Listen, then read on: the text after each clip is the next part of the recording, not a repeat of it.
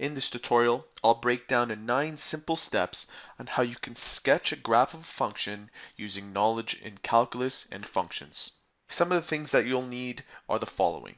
You'll need to know how to find the domain, intercepts, symmetry, asymptotes, regions of increasing and decreasing, local minimums and maximums, concavity, and points of inflection. The question we're solving states, given the function f at x is equal to this, and its derivative is equal to this, and its second derivative is equal to this, sketch its graph. Luckily for us, the question provides the first and second derivative, so we can start with step number 1, which is to find the vertical asymptotes.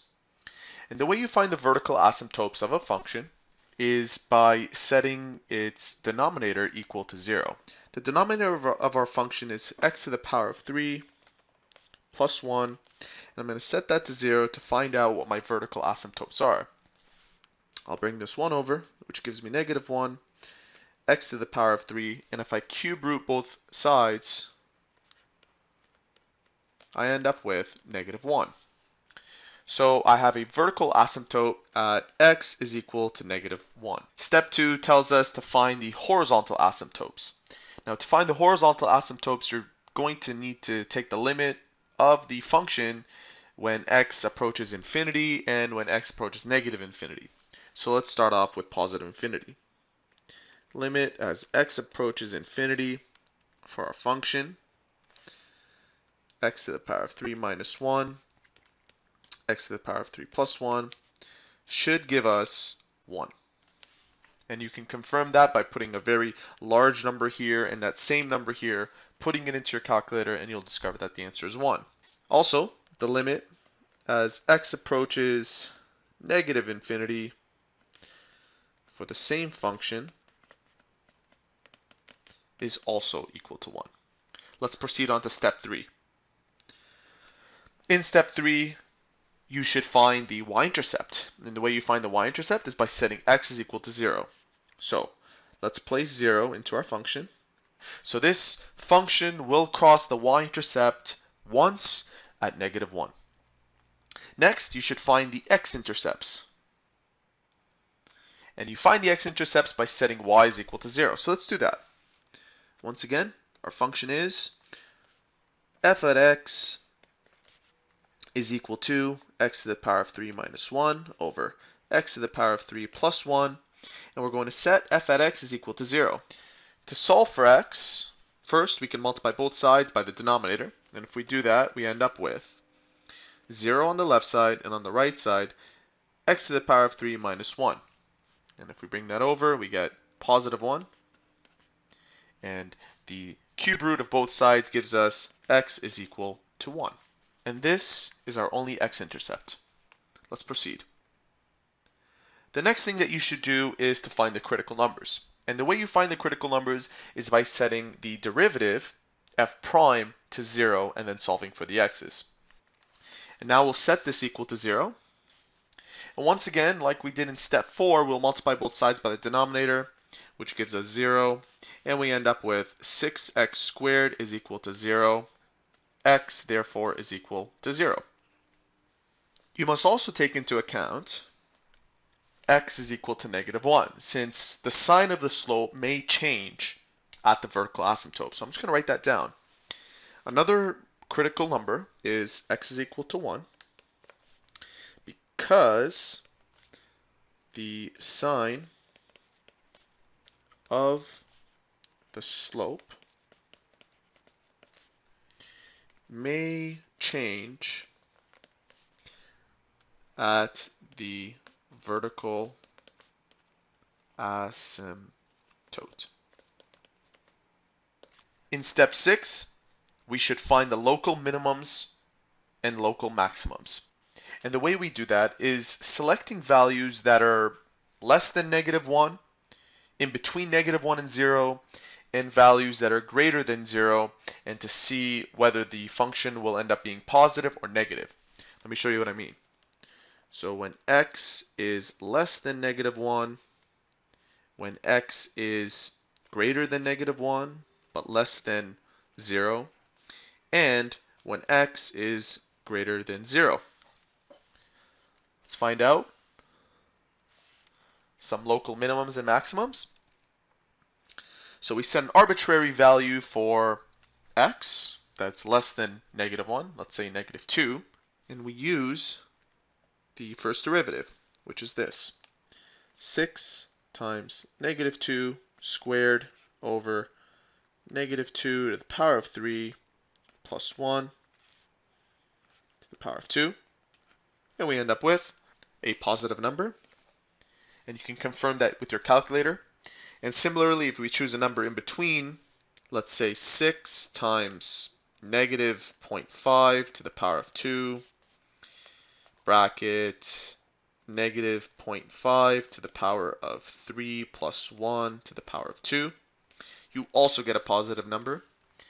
And you will also get a positive number when you apply an x value that is greater than 0. Now, since it's always positive, this means that the function, the graph itself, is always increasing. So there's never going to be a point where it dips down. It's always going up and up and up from left to right. In step 7, we are expected to find the points of inflection. And the way we do that is we set f double prime is equal to 0. F double prime is equal to, as stated in the question, -12x times 2 times x to the power of 3 minus 1 over x to the power of 3 plus 1 to the power of 3. And what we're going to do is set this equal to 0. So I'm just going to replace this with 0. Now if we solve for x, we end up with, multiplying both sides by this, we get 0 is equal to -12x, 2x to the power of 3 minus 1. If we divide both sides by this, we end up with 0 is equal to -12x, so therefore x is equal to 0. And if we divide both sides by this, we end up with 0 is equal to 2x to the power of 3 minus 1. Solving for x gives us positive 1 on the left side, 2x to the power of 3, 1 over 2, the cube root of half. Now, one thing that you must also consider when it comes to performing the concavity test, because these are your points of inflection, okay? This and this are your points of inflection. But when it comes to the concavity test, you must also consider x is equal to -1, just like we did in that first test with the first derivative test, as a place where concavity may change. So I'm just going to write that down. You must also consider. Now, the concavity test is similar to the decreasing test which we performed above. You're going to need to find numbers that are less than, in between, and greater than the following: -1, 0, and the third root of half. So you're going to need to find numbers here, here, here, and here. Let's create that chart. This will be our last step before we actually sketch this thing. So when x is less than -1, when x is in between -1 and 0, when x is in between 0 and the third root of half, and when x is greater than the third root of half. And we're going to evaluate numbers that are in between these. So for example, we're going to evaluate f double prime when x is equal to, let's say, -2, and so on. And you should end up with the following. You should end up with a positive number here, a negative number here, a positive number here, and a negative number here. And what this suggests is that when x is -infinity all the way to -1, it is concave up. And when it's in between these two, it is concave down because it's negative. Because it's positive again, it's going to be concave up, and because it's negative, it's going to be concave down. Now we're ready to sketch our graph. We have all the information that we need. We're going to start off by creating a graph here. And we're going to apply our vertical and horizontal asymptotes. Let's call this -1, and this was a vertical asymptote, so it goes up. And our horizontal asymptote took place at y is equal to 1. So we're just going to do that as well. And also the y-intercept was at y is equal to -1. So let's mark that down. And our only x-intercept was at x is equal to +1. So let's take into consideration everything we've learned. We know that the function is always increasing. And that test was proven above.